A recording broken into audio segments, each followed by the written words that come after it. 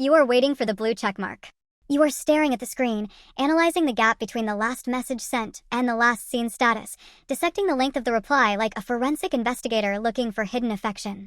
You convince yourself that a two-word response, a simple okay or an I'm busy, is just a byproduct of a hectic life. You cling to the comforting lie that they are just as invested in the connection as you are. But deep down, in the quiet corners of your mind where the truth hides, you know the reality is far more clinical. You are not waiting for a conversation, you are waiting for a concession. The truth is, for many of the people you consider vital in your life, messaging you has ceased to be an act of genuine connection. It has calcified into a tedious, administrative task. They are not typing to bridge the distance between your hearts. They are typing to clear their notification badge, so you will finally stop pinging them. We have turned human intimacy into a bureaucratic process. Remember when a text message was a thrill? When the vibration in your pocket signaled a spark of curiosity or a desire to share a moment. Now, it is just another item on a to-do list, sitting right between check work emails and pay the utility bills. We have reached a point in our digital evolution where we view the act of responding to friends and family with the same weary resignation we reserve for dealing with the tax office or a customer service representative. When they type back to you, they aren't thinking about the nuance of your question or the vulnerability in your tone. They're thinking about the path of least resistance. They want to provide a response just substantive enough to satisfy the social contract, hoping that this small donation of effort will buy them another 24 hours of silence. It is a transactional exchange, not a relational one. They aren't interested in your day. They are interested in neutralizing your need for them. Observe the patterns. Have you ever noticed how the replies become shorter as the weeks pass? How the questions you ask, the ones meant to invite deeper engagement, are skipped over, left to wither in the digital ether. That is not an accident. That is a tactical avoidance. When someone truly wants to talk to you, they don't treat your message like a nuisance to be managed. They don't look at their phone and feel the heavy, dragging weight of obligation. If they're scrolling through their day and they see your name pop up, and their immediate, visceral reaction is a sharp inhale of annoyance or the thought, not now, then the connection is already dead. They are merely keeping the corpse warm because it is socially awkward to bury it. We spend so much energy trying to maintain relationships that have clearly reached their expiration date, all because we refuse to accept that silence is not a technical glitch, it is an answer. This is the cruelty of modern digital sociality. We force people to perform friendship through a series of inputs and outputs that feel less like bonding and more like a low-stakes negotiation. You send a long, thoughtful message, bearing a piece of your reality. They respond with a single emoji or a dry, factual statement that shuts the door firmly in your face. You feel the sting, but you immediately pivot to justify it. You tell yourself they are tired, they are stressed, they are introverted.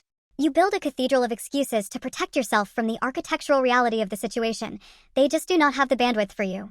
And the worst part is, you know this. You have done the exact same thing to someone else.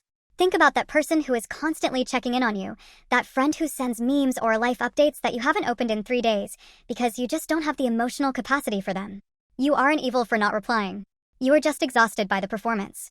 The irony is that the more we insist on keeping these digital threads alive, the more we suffocate the genuine feelings that might have once existed. By turning connection into a duty, we strip it of its spontaneity. It becomes a chore, and chores are meant to be finished, not enjoyed. When you force someone to reply to you, you are essentially demanding they perform a favor. And who likes being forced to do favors? It creates a subtle, underlying resentment that rots the foundation of the relationship. Every time they respond out of obligation, they resent you slightly more. Every time you wait for that response and get back something sterile and hollow, you feel more lonely than if you had just heard nothing at all. We're caught in a cycle of performative engagement where we are all just pretending to care, while secretly praying that the other person stops talking first, so we don't have to carry the burden of the next interaction. It is time to be honest about the mechanics of attention. Attention is the most expensive currency in our world. People spend it where they derive the most value. If you are not getting their time, you are not a priority. It is not because they are busy. Everyone is busy.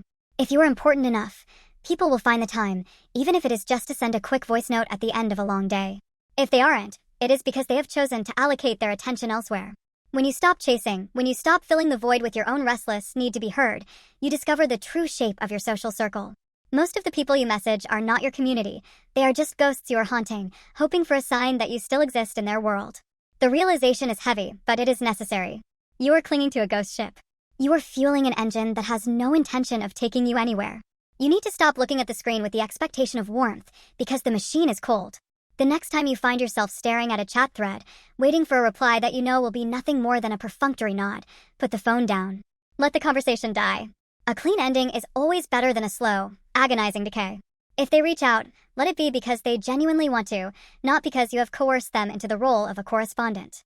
Accept that people drift away, that connections change, and that the silence is not a failure on your part. It is the truth, stripped of the polite lies we tell ourselves to avoid feeling the sting of being unimportant. Stop mistaking their duty for their devotion. Stop counting the replies and start counting the silence.